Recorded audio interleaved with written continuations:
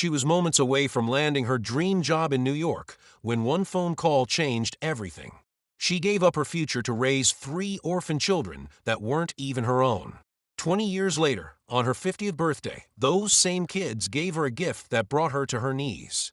What they did will stay with you forever. Claire stood outside the towering glass building in the heart of Manhattan, a crisp folder clutched tightly in her hand. She had rehearsed every possible question in her mind a dozen times, practiced her smile in the mirror that morning, and even skipped breakfast to keep her nerves in check. This was it, the final interview for her dream job as a global marketing director at one of the world's top firms. Behind those glass doors lay everything she had worked for: years of study, sleepless nights, low-paying internships, and the sacrifices she made to make it to the top. This job would mean travel, recognition, financial freedom, a whole new chapter of life. She took a deep breath and checked her reflection one last time in the building's shiny surface. Her blazer was sharp, her heels steady, her confidence glowing. And then her phone rang. Claire glanced at the screen. "Mom." Her thumb hovered over the ignore button. "Not now," she whispered. But something in her gut told her to answer. A chill crept down her spine. Mothers didn't usually call her during working hours. She answered, "Hi, Mom, I'm just about to." Her mother's voice cut her off, shaky and trembling. "Claire, it's your sister. There's been an accident. A car crash." Claire's heart dropped. She turned away from the building instinctively, as if needing space to breathe. Rachel and Tom, they didn't make it. For a moment, Claire forgot how to breathe. "The kids," her mom choked on the words, "they're okay. Physically. But Claire, they're alone now." Claire's world began to spin. She leaned against a stone pillar, her legs wobbling under the weight of what she was hearing. Her sister. Her best friend. The woman who once braided her hair before school, who danced barefoot with her in the rain, who named Claire the godmother of her children, gone. Just like that. And now there were 3 children: Lily 9, Sam 6, baby Ella only 18 months with no parents. No one to tuck them in. No one to hold them when they cried. Claire could feel the tension inside her cracking. In her other hand, the resume folder now felt meaningless. The tall building no longer looked like opportunity. It looked like a door to a life that had just slipped away. She didn't think twice. She turned around, hailed a cab with tears in her eyes, and headed straight to the airport. The interviewer never saw her. Her seat at the table remained empty.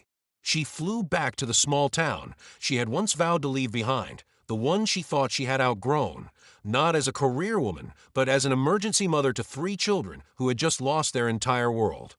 In one phone call, Claire didn't just lose her future, she chose to rewrite it for someone else's. And that was only the beginning.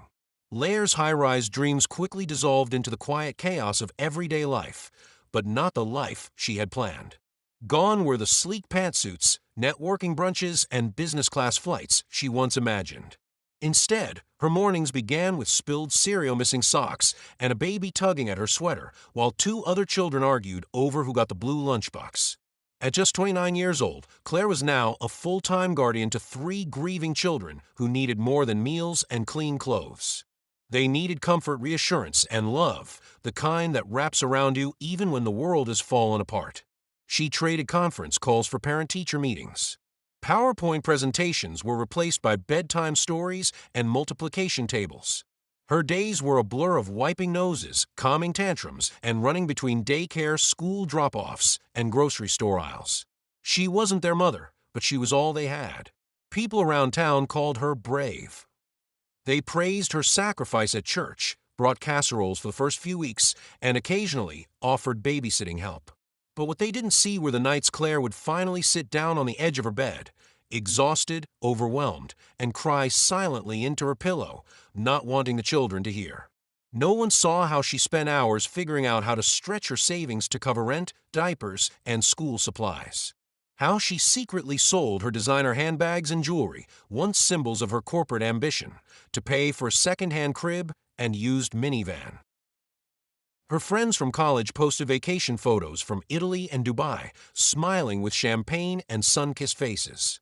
Some climbed corporate ladders, bought penthouses, or got engaged. Claire, meanwhile, felt worlds away. eating leftover macaroni, scrubbing permanent marker off the walls, and falling asleep with a baby on her chest. Yet she never once let Lily, Sam, or Ella feel like they had ruined her life. She smiled through exhaustion. She celebrated their small victories. She sat in the front row of every school performance, camera in hand, tears in her eyes. She made birthdays magical with handmade decorations and homemade cakes. She memorized their fears, their dreams, their bedtime routines. To them, she was simply Aunt Claire, but in their hearts, she was Mom. To make ends meet, she took a job as a part-time English teacher at the local school. The pay was modest, but it gave her flexibility, and it allowed her to be close to the children during the day. It wasn't what she went to business school for, but in time, she found purpose in the classroom and joy in the little faces that looked up at her. Claire had given up the fast-paced city life she once chased, but in its place, she found something deeper. A home full of laughter, sticky fingers, and love that didn't ask for anything in return. She lost a career, but she was building something far more valuable. A family. Lily, Sam, and Ella grew up in a home filled with warm meals, bedtime kisses, and someone always waiting at the door when they came home from school. They laughed, fought, cried, and celebrated just like any other family. And though they called her Aunt Claire, she was their mother in every way that truly mattered. They never asked about what Claire had given up, not because they didn't care, but because they never realized she had. To them, Claire had always been there. Solid, reliable, safe. They didn't know that behind her calm smile lived a woman who had once dreamed of boardrooms, corner offices, and the Eiffel Tower. They never saw the letter from a Fortune 500 company tucked away in the back of her closet, an offer of a six-figure salary and relocation to London. They didn't know about the fully funded MBA scholarship in France, a once-in-a-lifetime opportunity she had earned after years of hard work. While the children dreamed about college dorms, graduation gowns, and careers of their own, Claire once dreamed of Paris, of sipping coffee on a balcony after long workdays, of fast trains and late meetings, of finding herself in the chaos of ambition. But she never told them. Not once. Because to Claire, her story was no longer about what she could have achieved. It was about who they were becoming. And she didn't want their lives stained with guilt or burdened by gratitude. Her sacrifice was a gift, freely given. Her only goal was to create a life for them that their parents, her beloved sister and brother-in-law, would have wanted. So, she clapped the loudest at their school performances. She helped with science projects, waited nervously outside dentist offices, and stayed up all night during exam season to make sure they had everything they needed. She didn't complain when she had to fix the leaking roof instead of going on a weekend getaway, or when the old washing machine finally died. She learned how to live with less, so they could live with more. And in time, the children grew. Lily, gentle and determined, became a nurse. She always said she wanted to help others because that's what her Aunt Claire had done for her. Sam, bold and fiercely loyal, joined the military. He wanted to serve, to protect, just like the woman who protected him his entire life. Ella, once shy and curious, studied law. She told her friends she wanted to stand up for people who couldn't speak for themselves, the way Claire always stood for her family. They all graduated. They found jobs. They built their own lives in new cities and new homes. But they never forgot her. They called every night. They sent postcards, brought groceries on weekends, and always came home for holidays. Claire still lived in the same old house, drove the same beat-up car, and wore the same quiet smile. She never asked for more, because to her, their success was her reward. And yet, she had no idea. An even greater surprise was waiting just around the corner. Claire didn't expect much for her 50th birthday. A quiet dinner maybe, a homemade card from Ella, a call from Sam, who was usually overseas. Perhaps Lily would bring over a cake, like she always did. She was used to simple things. After all, her life had never been about celebrations. It had been about sacrifice, survival, and unconditional love. And honestly, that was enough for her. She never needed gifts, just knowing the kids were happy and healthy was her greatest reward. That morning, she woke up to pancakes and hugs. Lily had taken the day off to be with her, and even Ella arrived early with flowers. Claire smiled, deeply touched. Then the doorbell rang, and when she opened it, she found Sam, home from deployment, standing with his arms wide open. Tears welled up in her eyes. "You came home." He grinned. Wouldn't miss your 50th for the world. After breakfast, the kids said they had one more surprise. But you need to wear this, Ella said, holding out a soft blindfold. Claire laughed nervously. What are you three up to? No questions, Lily said, tying it gently around her eyes. Just trust us. They helped her into the car and drove for nearly 30 minutes. Claire had no idea where they were going. She could hear the crunch of gravel under the tires, the rustle of trees outside, the faint sound of wind chimes in the distance. When the car stopped, they helped her out carefully and guided her up a walkway. Then, with the soft rustle of fabric, they removed the blindfold. Claire blinked in the sunlight, adjusting her eyes, and then gasped. In front of her stood a stunning two-story home. White porch columns, wide windows, a wraparound balcony, and a giant red ribbon tied across the front door. The yard was lush and green, the driveway long and lined with blooming flowers. It looked like a house from a movie, something she'd never dared to dream of for herself. Her voice trembled. What is this? Lily stepped forward, gently taking her hand. It's yours, Mom. Claire shook her head, stunned. No, I can't accept this. It's too much. Sam rested his hand on her shoulder. You gave up your dreams so we could chase ours. Now it's your turn. Ella, holding a folder, added softly, and it's not just the house. We've started a scholarship fund in your name for women who had to give up their careers to raise children, just like you did. Claire fell to her knees, overcome with emotion. Tears streamed down her face. For years, she had worked quietly in the background, never asking for anything in return. But standing here now, in front of the house they bought her, with a scholarship fund in her honor, she realized something powerful.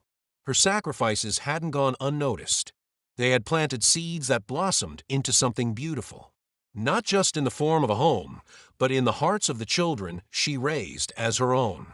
That night, Claire sat quietly in the soft glow of her new living room, a warm cup of tea in her hands and a cozy blanket wrapped around her shoulders. The house was quiet now. The children had gone home, promising to visit again tomorrow.